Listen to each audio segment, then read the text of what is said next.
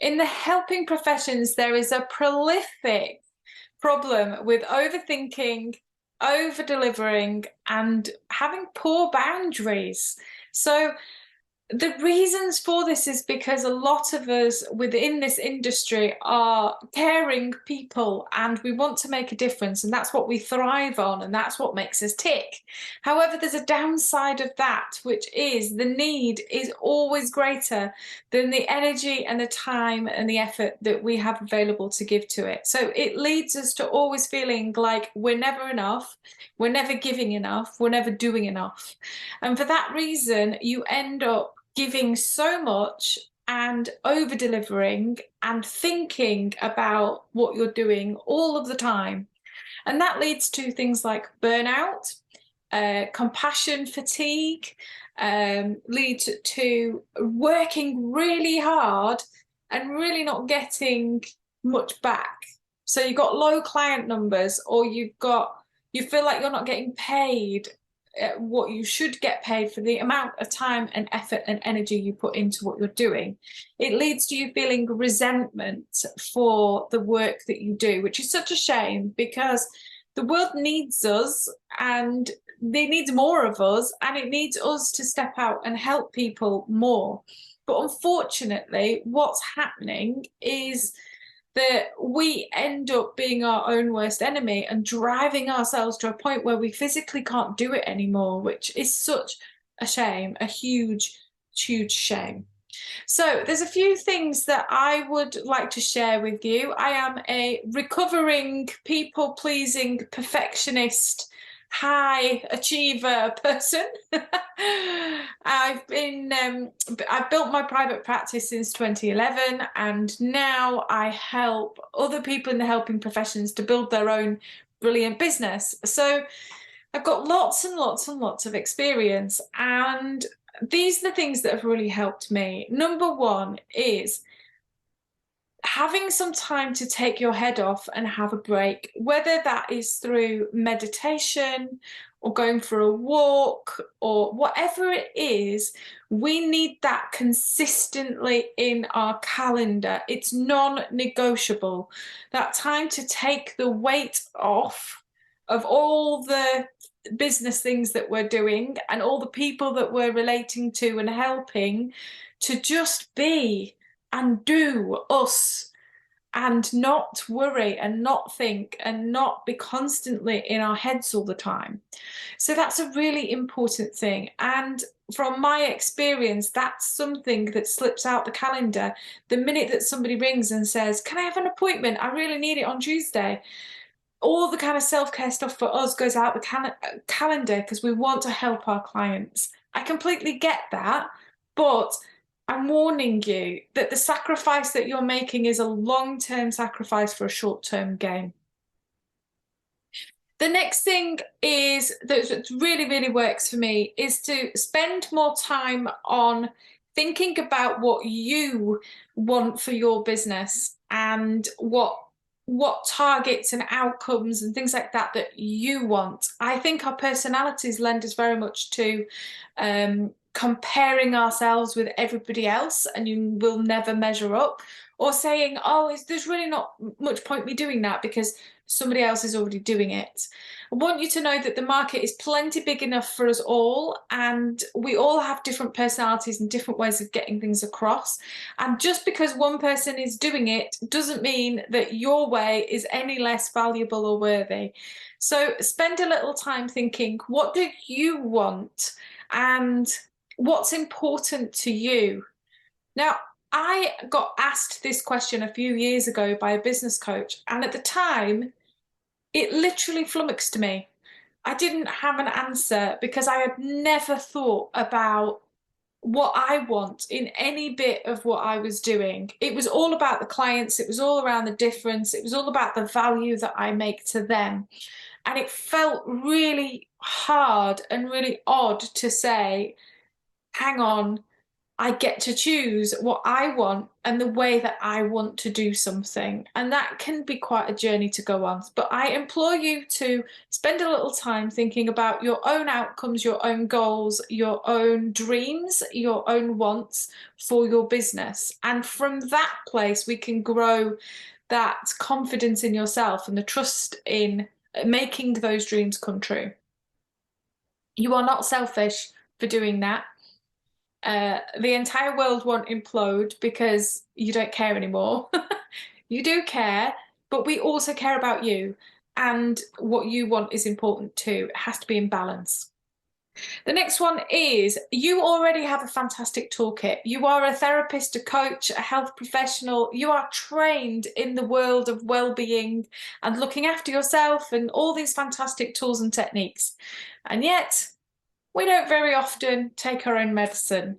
We don't very often reflect those techniques and use the toolkit for ourselves. So if you were your own client, what would you say? What would you advise? And actually follow the advice. Damn having to actually walk the talk. We are often incredibly good at helping other people and supporting other people, but we are rubbish at supporting ourselves, being compassionate, being kind, being helpful in our own inner language, in our own world. So reflect that toolkit back on yourself, dig into that toolkit and use what you've got in order to feel good and promote yourself from within and feel good within your own self. And the next one, the last one, is around boundaries. And I think this is a big one about saying that you are allowed to have boundaries and you are allowed to work towards them.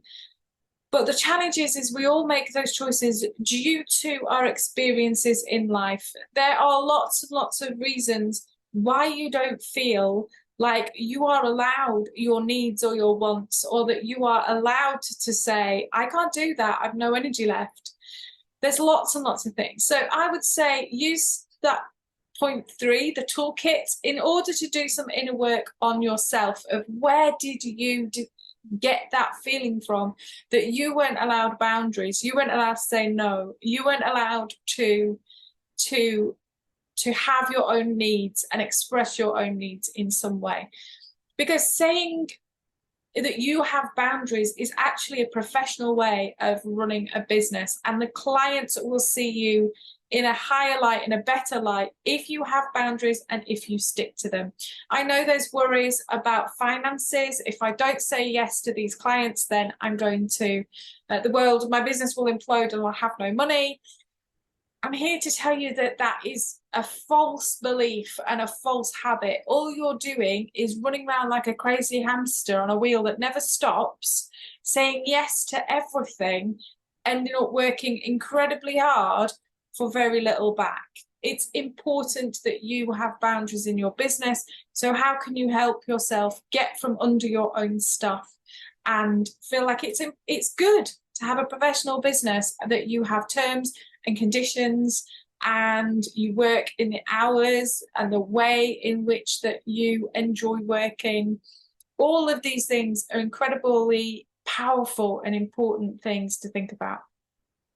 Why am I talking about this? Well, I'm talking about this because it leads to a few things. Number one, better planning. So time management and better planning. Imagine being able to spend more time with your family because you have got your boundaries in place, or because you have stopped the overthinking and the over-delivering within your business. Then you can say, I have done what I set out to do this week, and now I can go for a walk, or now I can go and play with the kids. Now, how much would that mean to you? This is what it means. The other one is more space for ideas and creativity. I see so many people exhausted because there's no space in their head for inspired ideas and creativity. There's no time and there's no space for it. And yet we would all love to have a business that really sings our voice and our personality and feels really engaging and exciting and creative. And yet in our heads, there's no space for those ideas. So imagine waking up and being excited about your business and being excited about what you're going to create or provide. That to me is a really important part of what success means to you, or means to me anyway. So let's have some space for that creativity and that energy to flourish. Okay, another one is achieving more by doing less. Now, I know that this feels like a fairy tale. It is not. I'm here to tell you that the over delivering and the overthinking and the not having boundaries is leading to you being a very busy fool, doing a hell of a lot of stuff, not knowing if it's working, and ultimately not getting back what is your worth for the amount of time and effort and energy that you're putting in. So imagine achieving more by doing less. How good would that feel? And that's the relief that I really want for you, is that, oh, that ease and that relief to feel like you are getting back an equal energy for what it is that you put in. And then the last one in terms of outcomes for all of this is about well-being. On one hand, we say to our clients to prioritize their well-being and their self-care is important. Well, prioritize your well-being and your self-care is important. The same goes for you. So if you are experiencing health issues and symptoms, then why not have a look at your overthinking and your over-delivering and your boundaries and do something about it, because you are worth it too. And it's important that you are healthy. There's only one of you. And don't mistreat yourself in such a way that you burn out and you end up not delivering what you want to deliver in terms of the change and the difference that you want to make in the world. Because, by gosh, there are so many people in the world that need us, and they need us to be well, and they need us to be professional, and they need us to offer our services really well so we can continue offering them long into the future. So all of this is the reason why I wrote the Build It Brilliant Blueprint book, is because I wanted to give people the strategy in order to make this happen in their business. I wanted them to have a blueprint that they could hang their ideas on and say, is this going to work for me and my business? Or is this me running around doing 26 things and hoping that something works? We want to stop that. I want you to stop that, because it doesn't get us as a profession out to the amount of people that need our help. And it certainly doesn't do that in a healthy way. So if you are interested, I will leave a link below in the description to the book. So you can go grab yourself a copy. It's a coffee table read. So I designed it as a quick read so that you should be able to read it really quick, but then use it as a manual every time that you think, right, I'm going to try this marketing idea, or I'm going to introduce this digital product, or I'm going to create this course, or I'm going to do this. For you to come back and say, does that match my blueprint? Is that a sensible investment of my time, my money, and my energy? And hopefully that will help you then to make educated and informed decisions that are right for you and your business. So, overthinking, over-delivering, and boundaries. Let's do something about it today and start now to change the way that you treat yourself and change the way that you work in your business, so that you can have the energy for creative ideas and inspiration, and you can have planning that allows you to be effective on a day-to-day basis.